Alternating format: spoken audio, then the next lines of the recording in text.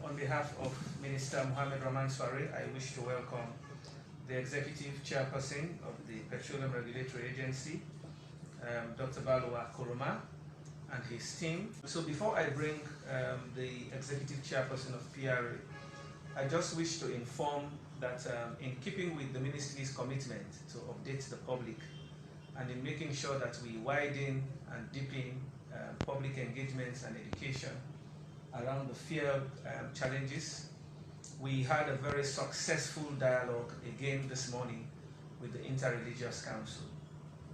So present at that meeting we had the President, the Archbishop Tama Charles, the Secretary General, Reverend Usman Fona, the immediate past President, Sheikh Abubakar Conte, and several other eminent personalities, members of the Interreligious Council. So together we decided that we should continue the joint engagement. They also offered graciously that they will make sure that at their respective platforms in the mosques and in the churches, they will make sure that the people are updated accordingly. We agreed on some key and critical steps, and in the coming days and weeks, we hope to be implementing them. We all know, and again as members of the Fourth Estate, that what is happening in Sierra Leone is pretty much the same defining feature all over the world.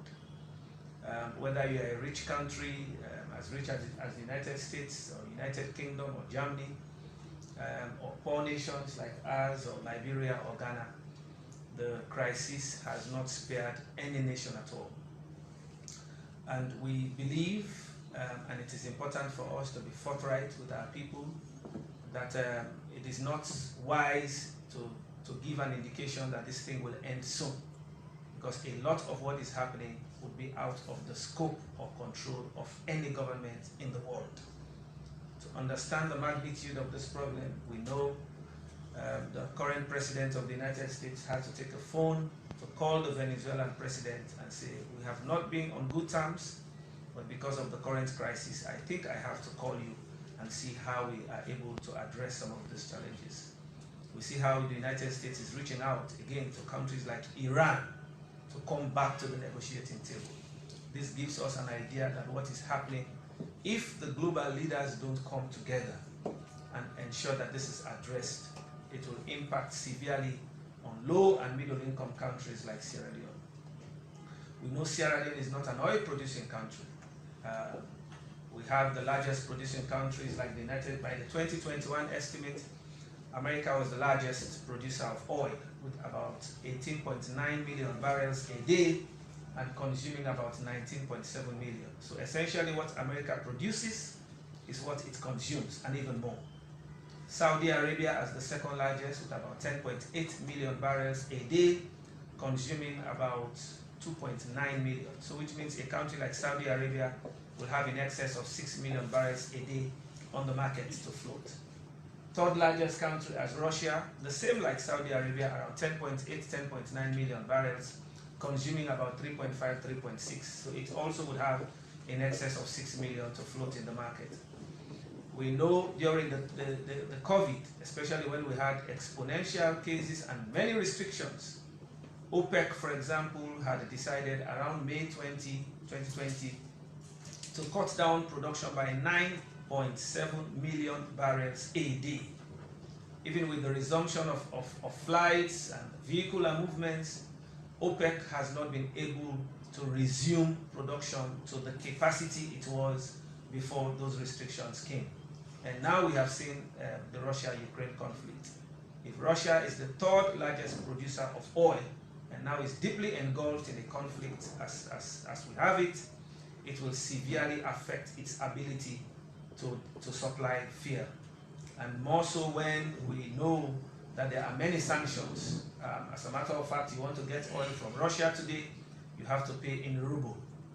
We know how significantly constrained that part of the world is. So we don't want to go into that too much lecture, because we are all, and as eminent persons in the media, we are all privy to the global scale in terms of the magnitude of this crisis.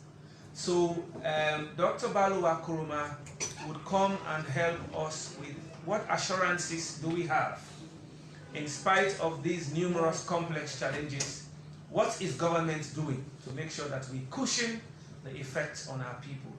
What is government doing to make sure that we do the regulatory aspect? How do we ensure, as difficult as it is, but we are able to get petroleum products available in the market? He will also share with us experiences moving around the country in their tours with the Minister of Information and Communications, the Minister of Trade, but the PRA itself as the regulatory body. He will share with us what they are seeing moving around, what the relationship is like with the OMCs, and how they are getting the OMCs to make sure that in their operations they align with the vision of His Excellency the President, but also ensure that this commodity, as key and critical as it is, that our people have access to it. So giving that framework and context, it now gives me pleasure to bring on Dr. Baluwa Koroma, our distinguished EC for PRA, to share with us those key perspectives. Thank you. Ladies and gentlemen, good afternoon. The petroleum sector is very complex. It is full of volatility, it is full of uncertainties, it is also full of ambiguities. So despite the best effort, if you don't understand the entire value chain, you will normally misunderstand what is happening in that sector. When various countries were emerging from the COVID, the economies were open up, traveling, and manufacturing, etc. They are open up. So there was pressure on fear internationally. Demand outstripped supply by half. So in basic economics, we have more demand for the commodity, the price will shoot up. That was towards September, October, and December last year. And then when we came early 2022, we also have the shock, the crisis in Europe. And we all know, as the Foreign Minister rightly said, Russia is part of the first third countries that produces oil, largest producing oil, Saudi Arabia, US, and Russia. And with all the complex situation surrounding the sanction, counter-sanction, and effect, counter-effect of that, we have seen the consequences. Now, this sector was contributing close to 15% to domestic revenue, Israel, the petroleum downstream sector. And if we compare June last year to June this year, let us see the movement in the oil prices. In Sierra Leone, our pricing formula is predetermined because the oil commodity is not like any other commodity all over the world. It touches on the lives of everybody and every sector and every department, whether you are in hospitality, you are in transportation, you are in schooling, you are everywhere. The pump, the fuel, touches on everyday's activities. That is why all over the world, petroleum product is being regulated. And in Sierra Leone, we review our pump prices on monthly basis. I want people to get this clear. So sometimes around the 10th or the 9th, we start shouting, prices can go, prices can go. We review our pump prices at the end of every month, and the prices are predetermined because it is driven by the combined effect of the international reference price, which is flat, and foreign exchange. Because when you get to the pump, you pay in leons. The receivables of these dealers and the pump attendants are in leons, but their liabilities and trade finance are in foreign currency. So they have to accumulate those leons to acquire foreign currency and procure fuel. So we need to get that straight. Secondly, my brother also spoke extensively on the current situation surrounding crude oil prices and in the international market. For Sierra Leone, it is very important. I'm taking my time to explain this to all of us. In Sierra Leone, we do not have refinery at the moment. We import refined products. So some of these petroleum experts that go around, crude oil also, crude price also, these are the barrel. These are the crude oil. And this crude oil are taken to the various refineries across the globe they are processed and transported to importing countries. Half of the refined product is the crude oil cost. So for instance, if crude oil at $50, when it is refined, it's about $100 or $110 when it's not refined. But some of our media activists will just, oh, crude oil don't go down, or crude oil don't go this way. But we're not considering, if you go to Total now or NB, you don't buy crude oil, you buy refined oil. I want us to get that all clear also. Crude oil is measured in barrel, refined oil is measured in metric tons. Now, June 2021 to June 2022,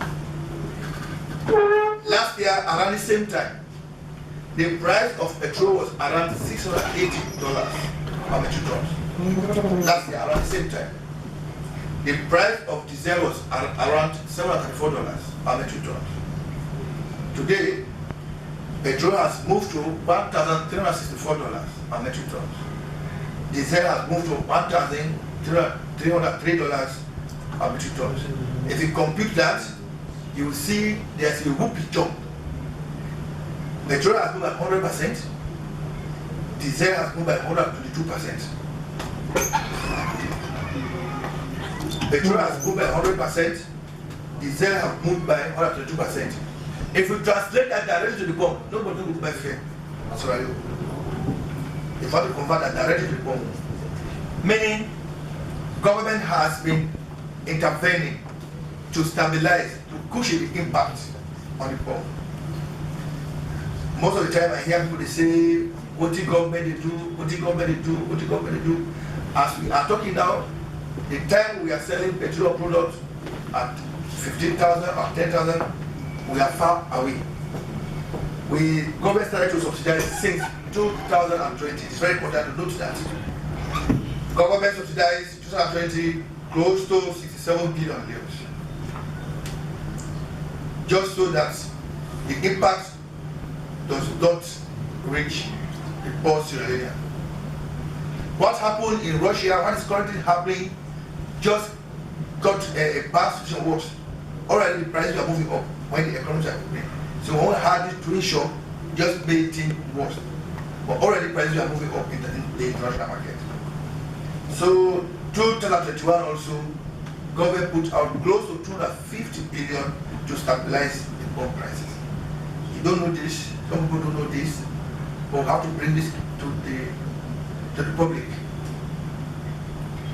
And currently, as I'm talking to you, just from January to date, we have done over 250 billion. January to May, that's what we have done.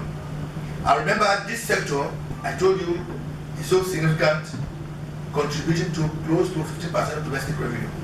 Meaning, government is the first victim of what's happening. We are losing most of our revenue items. And petroleum product is one of the products that don't even have GST. Excise on diesel has almost been eliminated. So we as an agency, our plea, whenever we ever have such opportunity, is for you to assist us to tell things as they are. That's all what we are asking for. Apart from that, government has also supported the oil marketing company because the market is currently illiquid in terms of foreign exchange. They could not get the required foreign currency from the commercial banks. The real objective of the commercial banks is to facilitate trade, but they are not getting the desired foreign currency needs.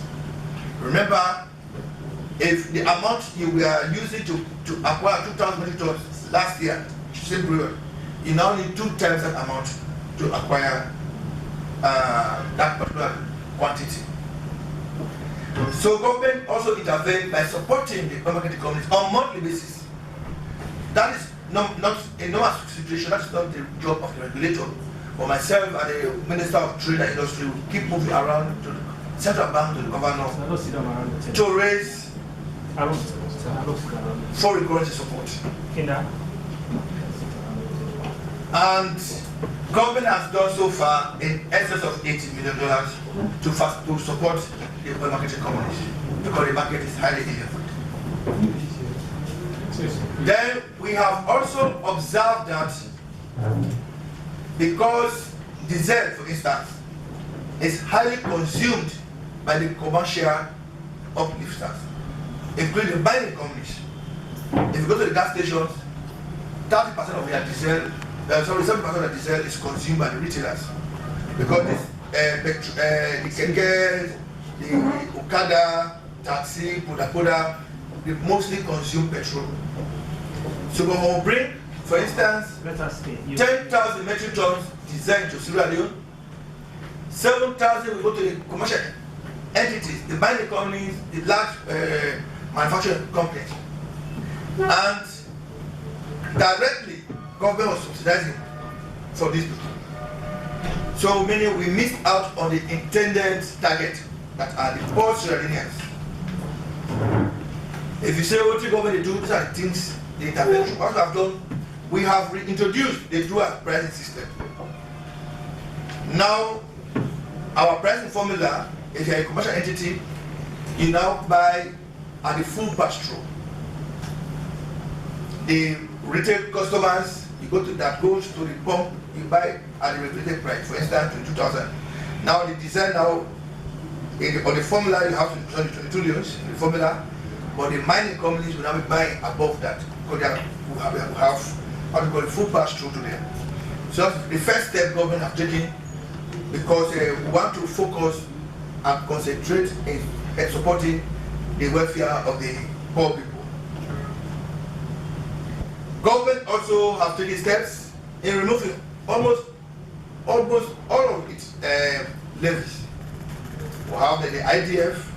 These are the funds meant for development, for infrastructure, that has been removed. So people keep saying, what the government do, these are the things that are in billions.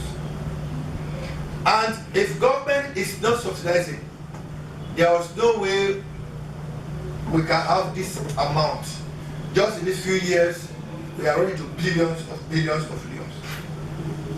And because we also know that the importing companies, some of them are complaining that their capital has been depleted, The last review, we made another provision for them to give them additional loans that will augment their working capital to facilitate their trade. But what we have realized is that most of the importers, we have limited number of importers in Israel, by the way. This is the frank truth. Most of them are challenged in terms of working capital. They may not want me to say this, but I have to say this. Because I want to trigger a conversation, I want to trigger them to step up. They have challenged the working capital. Because in Sierra Leone, we consume 15,000 metric tons petrol per month. Diesel, 18,200 metric tons per month. Right now, if you ask anyone how much they go tomorrow, they say, I'll bring 5,000, I'll bring 4,000 metric tons. And we are consuming over 1 million liters per day. So you now see the potential of having distribution disruptions. But despite all these challenges, because the Petroleum Regulatory Agency, we are so meticulous, we are on top of our game, we monitor their activities on daily basis. We do stock. First thing in the morning, we also do stock for closing for the day. So when I go out, I say, we'll get fair in this country. When I say, PRA, you say we'll get fair, but we'll get killed, we'll get to line. That's the fact. Nobody has ever proved us wrong. Always say we have fear, Israel we have fear. At the time, let me come back to this. When we review the pump price, I just want to address the issue why we had the same queue. You should pay attention to this. When we review the pump price from 15,000 to 18,000 euros, in fact, the most difficult part of my job is the time to review pump price upwards. Means to say I don't come on and I'm afraid. I don't like it. Because at any time you increase pump price, you know the impact on the poor people.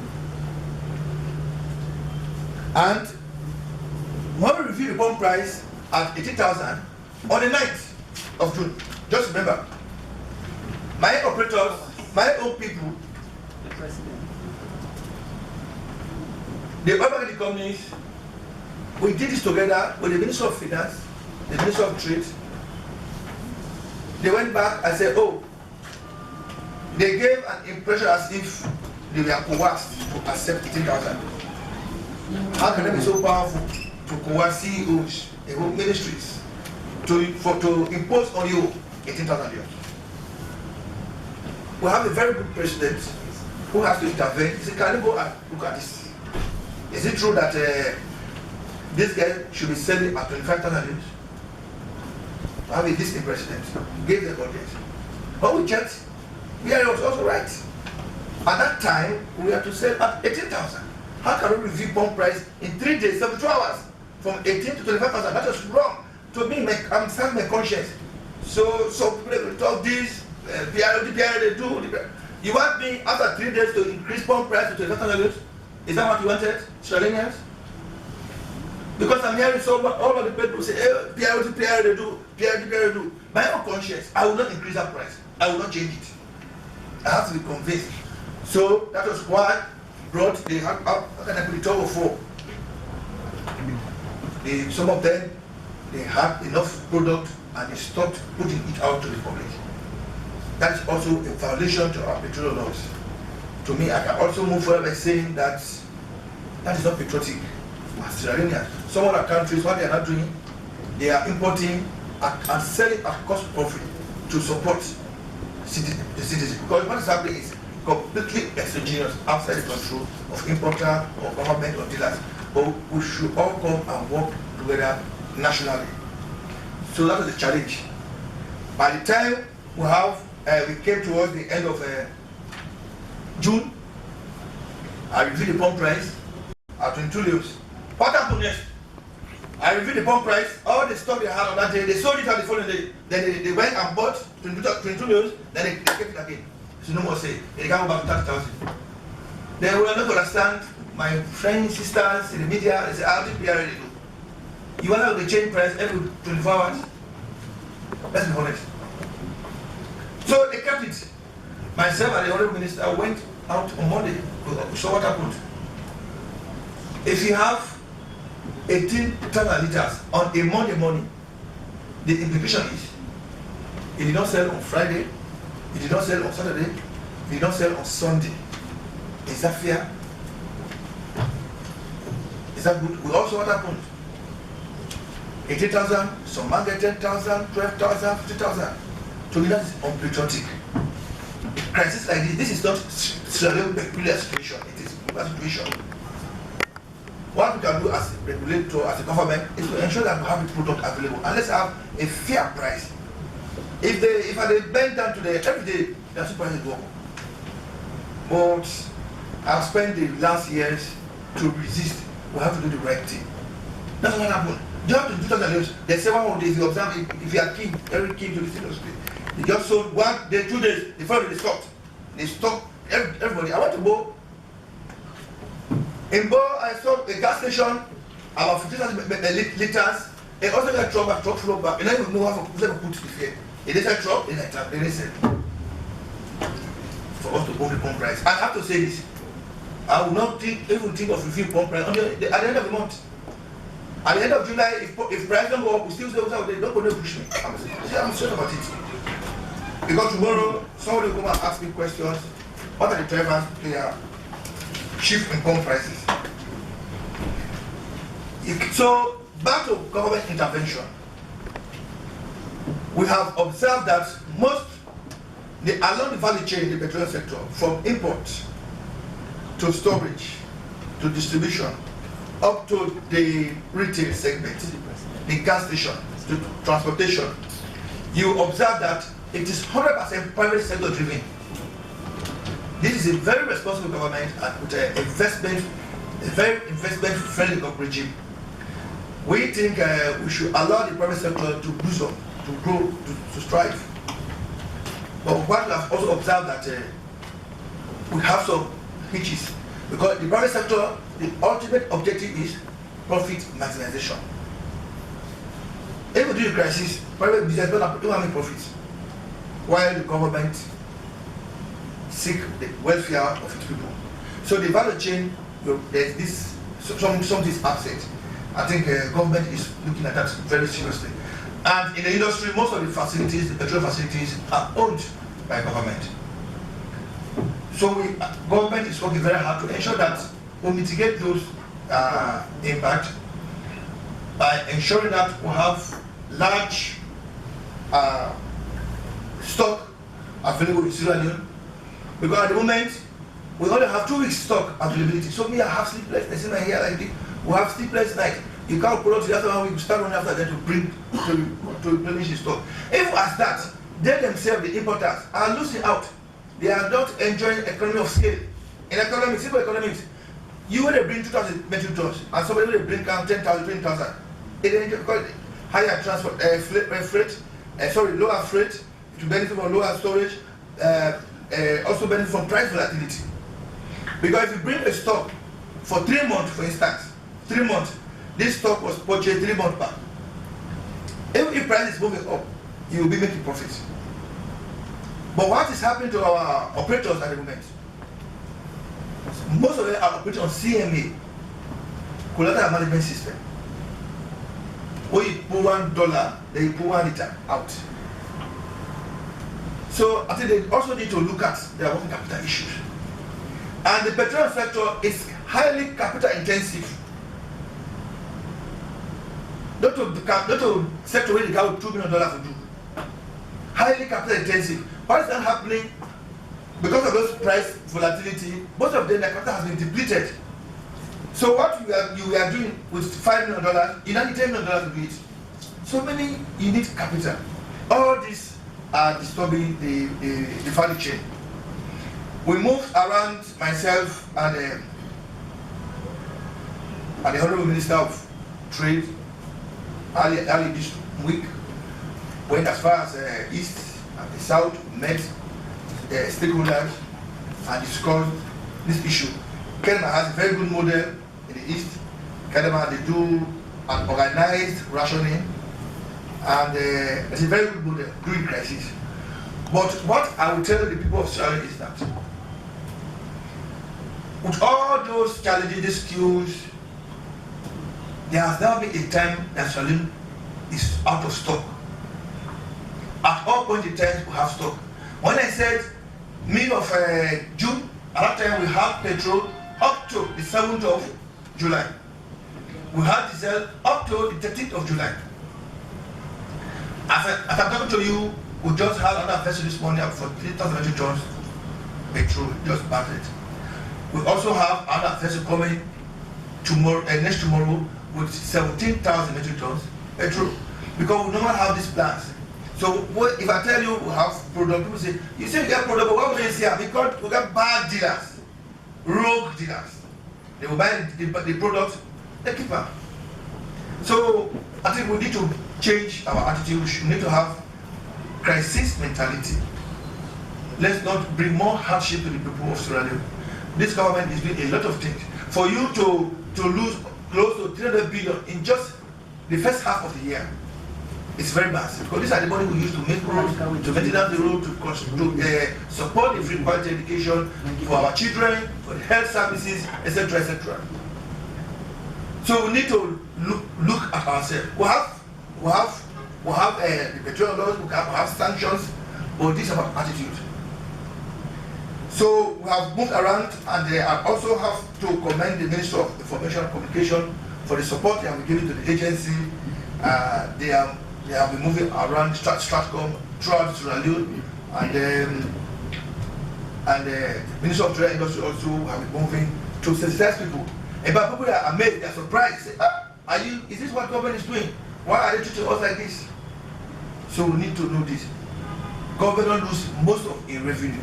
So let's come back, let's have this crisis mentality. We don't know when this will stop, when the war will stop. When this war will stop, we'll get the price, the move in our favor. And remember, this government will review pump price downwards 3 times. We are on record for that. When price go down, we'll put that down. So let's be patient, and the job for the media is to say it as it is. One journalist texts me one of these days, Baluwa, they say government they take 9,000 per litre for tax. Can that be possible? 9,000 euros. The boss they bleed 300 billion. Government they bleed about 300 billion just half of the year. They say they take the tax. So probably I will give that journalist benefit of the doubt. I will assume that he not get the information. So I get the correct information. I hope you guys should work on that. We should talk about development journalism. If we have a chaotic society, you also don't strive. Your career will not strive. So let's work together. Let's support each other. Let's support the OMCs, the dealers. For the OMCs, the oil marketing companies, I want to urge them to come together. You can come together. You can partner. You can have a joint stock companies to increase on your working capital. For the dealers, they can graduate from dealership to importers. We don't have 3 importers serving 7 million Australians.